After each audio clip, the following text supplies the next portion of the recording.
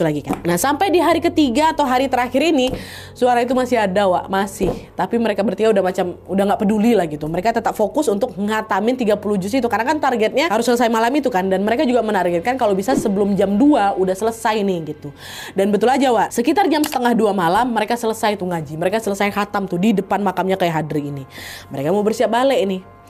Tapi belum sempat mereka berdiri Wak, mereka dikejutkan dengan suara letusan yang kencang kali dari kuburannya Kyai Hadri. Dar gitu, sampai terjungkal mereka Wak. Dan gak lama setelahnya si Ruslan nyenterin lah itu kuburannya Kyai Hadri kan. Dan di sana dia lihat ada retakan kecil di gundukan tanah. Dan dari retakan itu muncul asap tipis Wak. Set muncul, makin lama makin pekat, dan asap itu lama-lama berubah menyerupai sosok laki-laki paruh baya. Lidahnya keluar Wak. Astagfirullahaladzim. Kyai Hadri. Zainal sama Badrul juga nengok itu Kyai Hadri di atas kubur tuh. Berlari mereka kocar-kacir kan keluar dari makam itu. Wah, Kyai Hadri jadi hantu.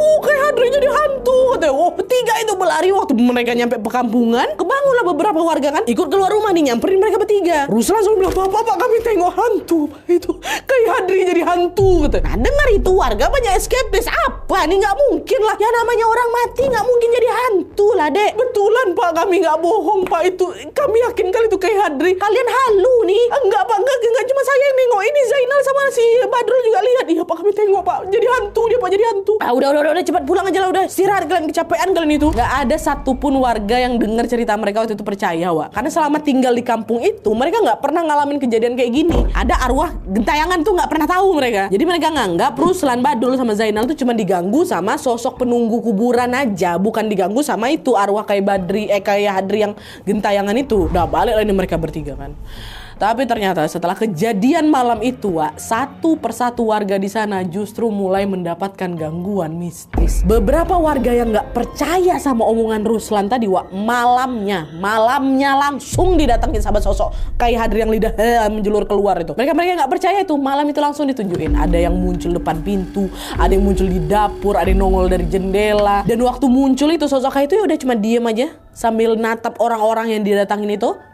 Lidahnya keluar, sudah ngilang. Semuanya digituin malam itu juga. Aduh, merinding aku. Astagfirullah. Dari situ warga di kampung halaman yang Kyai Hadri ini pun jadi heboh Wak.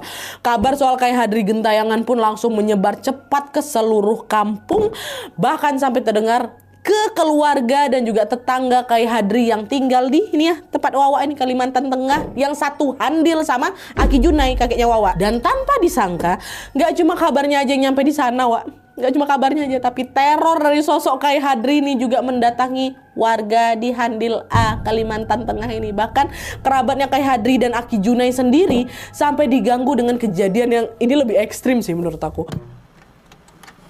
Jadi, waktu warga di Handil A ini dengar kabar kalau arwah Kyai Hadri di gentayangan, warga di Handil A pun mulai bergosip Wak waktu itu. Ada yang percaya, ada yang enggak gitu kan. Bahkan ada yang bilang, jelas gentayangan lah, pas masih hidup aja kan dia ini Kyai Jagau. Dan dengar-dengar katanya dia juga punya ilmu hitam loh apa kok nih, jangan ngomong kayak gitulah. Tuh dari mana kamu dia punya ilmu hitam? Masa kalian nggak lihat sih, dari dulu dia suka berkelahi loh. Tapi aku nggak pernah lihat dia lecet-lecet atau sakit. Pertama kali aku nengok dia sakit itulah waktu dia mau meninggal tuh. Tapi betul juga ya Bang ya, jangan-jangan dia gentayangan gegarang nggak tenang itu arwahnya. Nah waktu bilang kayak gitu, ada kerabatnya Kyai Hadri Wak, namanya Hanafi. Agak sewot dari situ. Kalian ini masih percaya aja sama kayak gitu? Yang namanya orang mati yang nggak bakal bisa ganggu orang hidup lah. Yang bilang Kyai Hadri gentayangan tuh ngaco semua omongannya tuh. Pak jangan kayak gitu Pak, nanti didatangin betulan kok sama dia baru tahu. Nggak takut aku. Kalau betulan dia datang, paling dia duluan yang kabur nengok aku, bukan aku yang kabur nengok dia katanya. Pak Hanaf ini macam nggak ada takut-takutnya malam itu Wak. Malah warga yang khawatir waktu itu Pak Hanaf ini bisa kualat gegara dia asal ngomong kayak tadi. Dan kekhawatiran warga betulan terjadi Wak. Langsung malam harinya setelah Pak Hanafi ngomong kayak gitu, rumahnya Pak Hanafi ini Wak mendadak didatangi angin kencang. Jangan angin kencang kali, dan angin itu sampai-sampai bikin horden jendela rumah Pak Hardi pula. Pak Hanafi ini tersingkap ya kan. Kayak gitu. Nah nggak lama setelahnya istrinya Pak Hanafi ini ngerasa